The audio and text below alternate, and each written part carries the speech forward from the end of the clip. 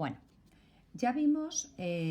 nosotros ya vimos lo que es una política fiscal, en qué consistían los ingresos, de dónde provenían la mayoría de los ingresos públicos y lo que significaba el déficit presupuestario.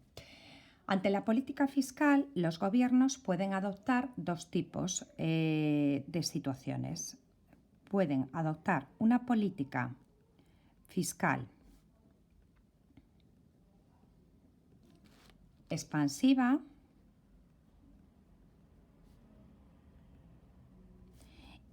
o bien pueden adoptar una política fiscal contractiva.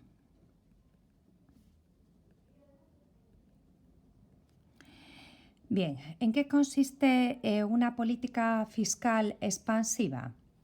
Una política fiscal expansiva consiste en aumentar el gasto público. ¿Cómo podemos aumentar el gasto público? Pues imaginaros, puede ser, ejemplos, mediante la construcción de un nuevo hospital, mediante invertir en la digitalización de los centros públicos de enseñanza, invertir en obra pública mediante el asfaltado de diversas carreteras, etc. Entonces consiste en aumentar el gasto público.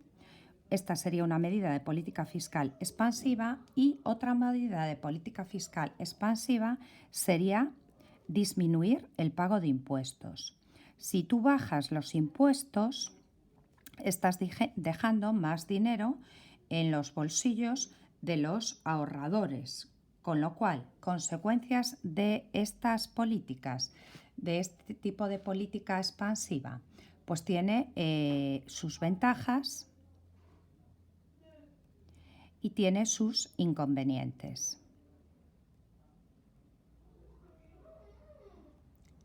Ventajas: que va a aumentar si yo tengo más gasto público, disminuyo el pago de impuestos. Las ventajas es que vamos a aumentar el consumo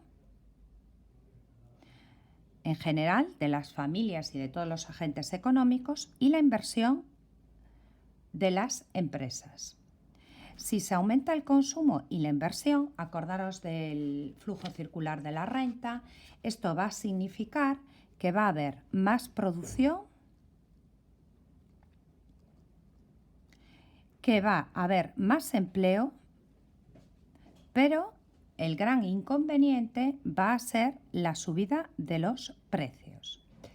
Entonces, dentro de los efectos deseados, tendríamos que sería aumentar la producción y al aumentar el empleo. Ahora, ¿cuáles son los inconvenientes? Los inconvenientes serían ese aumento de precios que nos puede llevar a situaciones de inflación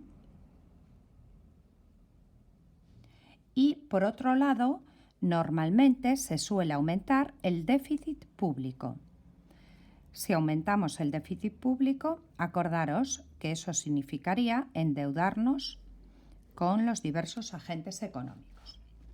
La segunda tipo de política fiscal que pueden llevar a cabo las administraciones públicas sería una política fiscal contractiva. ¿En qué consistiría? Básicamente, disminuir el gasto público, lo que se invierte,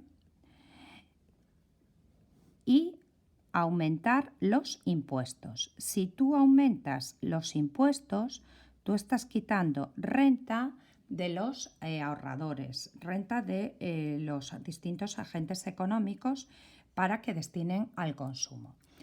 ¿Cuáles son las consecuencias que tendría una disminución del gasto público o bien un aumento de los impuestos? Si estás quitando renta de los consumidores para que se redistribuya a través de dinero de las inversiones públicas, lógicamente va a bajar el consumo, va a bajar la inversión de las empresas y ello nos lleva a que baje la producción, consecuencia de la disminución de la producción, baje el empleo, pero el efecto positivo que tendría esto sería un control de la inflación a través de la bajada de los precios.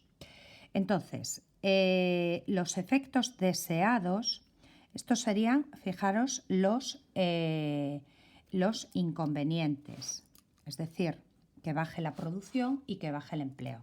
Ahora, las ventajas que podríamos encontrar, pues va a disminuir el déficit público, es decir, no nos tenemos el país, la economía no se tiene que endeudar tanto, con lo cual podría llegar a una situación de equilibrio presupuestario, es decir, que con sus propios ingresos públicos llegue a cubrir los gastos públicos y lleva a un efecto de control de los precios. Estas son las dos políticas fiscales fundamentales.